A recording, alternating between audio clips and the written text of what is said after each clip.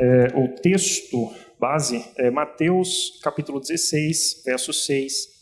É apenas um verso e depois vamos discorrendo sobre a mensagem dessa noite. O tema que foi compartilhado chama-se Os Muros Invisíveis da Religião. E são dois os muros que eu vou compartilhar com os irmãos essa noite, que partem da mesma fonte. Poderiam ser vários, mas esses dois entendi que eram os principais, ao meu ver.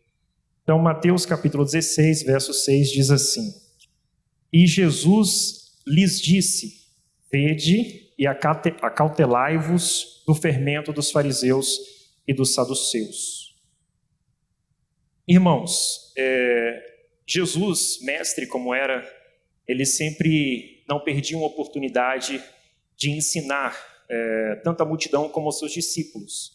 Em muitos momentos, ele falava de maneira bem privativa aos seus discípulos. Principalmente quando ele dizia isso, você pode perceber, lendo os textos do Novo Testamento, eram advertências muito importantes que ele fazia. Não que quando ele falava a multidão não era, mas normalmente quando ele falava aos discípulos, ele queria dar uma atenção muito específica em algo que era muito grave ou de um alerta muito grande. Então, se era para os discípulos, certamente algo muito importante de transmitir, era também a nós. E aqui você percebe que os verbos que ele está utilizando são todos no imperativo, que indica algo de ordem, um pedido de bastante relevância, como eu disse. Na versão, inclusive King James, ele diz assim: estejais alerta e acautelai-vos. Ele usa uma expressão a mais. E essa expressão a mais, que ele fala sobre estar alerta ou acautelado, né, sobre a questão do fermento dos fariseus, você percebe que ela indica uma ideia de vigilância, de grande prudência. Então Jesus está falando assim: olha, vocês têm que estar bastante prudentes e bastante alertas com o fermento dos fariseus. É claro que você lendo o texto, você vai perceber que eles não compreenderam no primeiro momento o que Jesus estava querendo dizer. Eles, na verdade, pensavam que era porque eles não tinham trazido pão para comer. Eles tinham acabado de participar como ilustres testemunhas, né, da multiplicação dos pães, um fenômeno que alimentou mais de 5.000 pessoas. E aí eles foram passar para o outro lado e simplesmente não tinham trazido pão. Então a preocupação deles é que tinha que compartilhar do pão dos fariseus. E Jesus, na verdade, esclarece depois que não era nada disso a grande questão. Inclusive chama eles de homens de pequena fé.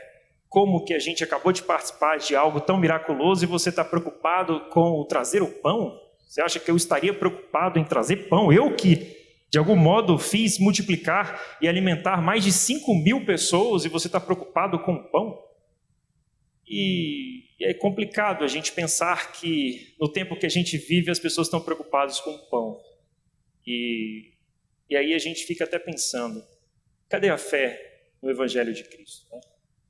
Será que Cristo nos chamou para estarmos preocupados com essas questões materiais? A inversão, né, do que realmente é o Evangelho de Cristo.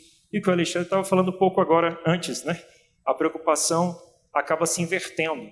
As pessoas acham que Jesus tem ou deve ser alguém que vai nos prover do material, como alguns chegavam: mas cadê você, mestre? Eu te procurei, né? Você multiplicou o pão, cadê você? Como se Jesus fosse alguém somente para nos prover aquilo que é material.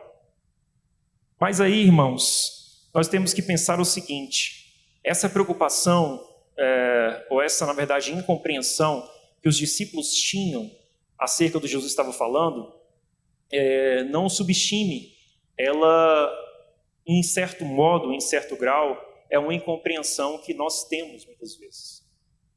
E a gente não pode pensar que, eu sei o que Jesus está falando. Ele disse aqui que o fermento dos fariseus é a doutrina dos saduceus e dos fariseus. Mas como que isso acontece? O que isso significa para nós? Até que ponto, de fato, nós estamos preocupados com essa erva daninha, né?